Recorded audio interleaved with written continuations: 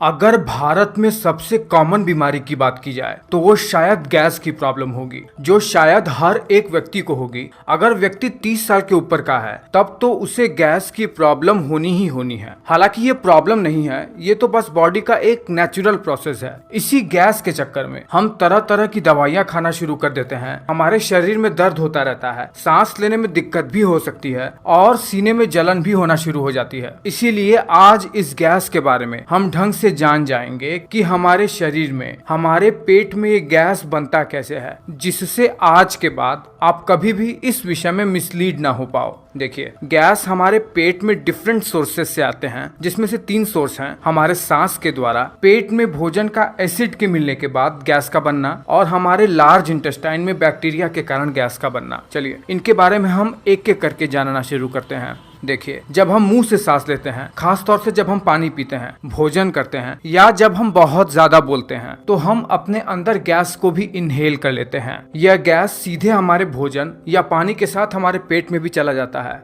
और इस तरीके से ये गैस सीधे हमारे भोजन या पानी के साथ हमारे पेट में भी चला जाता है। देखिए, गट में बनने वाली गैस मुख्यतः 5 प्रकार की होती है: oxygen, hydrogen, nitrogen, carbon dioxide और मीथेन। नाइट्रोजन और ऑक्सीजन हमारे सांस के जरिए पेट में आते हैं। कार्बन डाइऑक्साइड हमारे पेट में हमारे खून के डिफ्यूजन के थ्रू स्टमक में आ जाते हैं। हाइड्रोजन भोजन और पानी के पाचन से, और मीथेन बैक्टीरिया के हमारे भोजन के साथ क्रिया करने से बनता है। हालांकि और भी कुछ गैसेस हैं, लेकिन वो 1% से भी कम होती हैं, जो कि हमारे गैस में बदबू लाते हैं।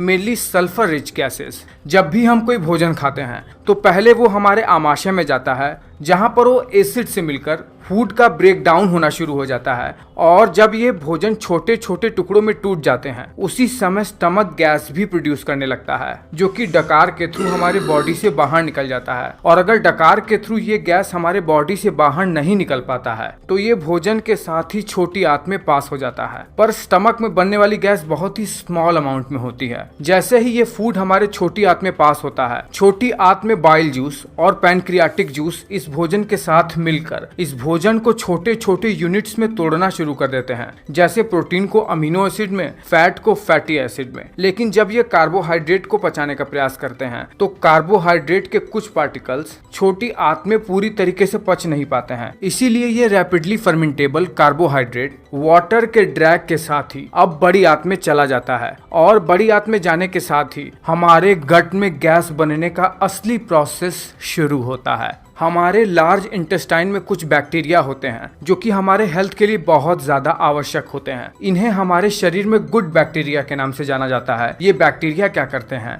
जैसे ही स्मॉल इंटेस्टाइन से बड़ी आंत में ये कार्बोहाइड्रेट आते हैं, ये इस कार्बोहाइड्रेट को फर्मेंट करना शुरू कर देते हैं, ताकि ये बड़ी आंत में अब्सॉर्ब हो जाएं और शरीर को हमारे खाए हुए भोजन से पूरी तरीके से पोषण मिल सके। जब ये बैक्टीरिया इन कार्बोहाइड्रेट को फर्मेंट करते हैं, तब यह गैस भी प्रोड्यूस करने लगते हैं, और यही वो मेजर गैस होती है जिसे हम गैस के प्रॉब्लम के नाम से जानते हैं। यह बैक्टीरिया हमारे हेल्थ के लिए बहुत ज्यादा जरूरी होते हैं। यह विटामिन बी और विटामिन के का निर्माण हमारे कोलन में करते हैं। जब बैक्टीरिया द्वारा प्रोड्यूस की हुई यही गैस हमारी बड़ी आंत में बहुत ज्यादा मात्रा में हो जाती है, और हमारे खाए हुए भोजन से पानी भी हमारी बड़ी आंत में इकट्ठा हो जाता है, तो ये हमारी बड़ी आंत को फुला देते हैं। और यही फूला हुआ लार्ज इंटेस्टाइन हमें पेट में दर्द सा महसूस करवाता है, या हमें इरिटेशन सा महसूस करवाता है। लार्ज इंटेस्टाइन में बनी हुई यही गैस हमारे एनस से बाहर निकल जाती है, जिसे हम फ्लैटुलेंस के नाम से जानते हैं, या हिंदी में अपान वायु। और आमाशय में बनने वाली गैस डकार के थ्रू हमारे शरीर से बाहर निकल जाती है।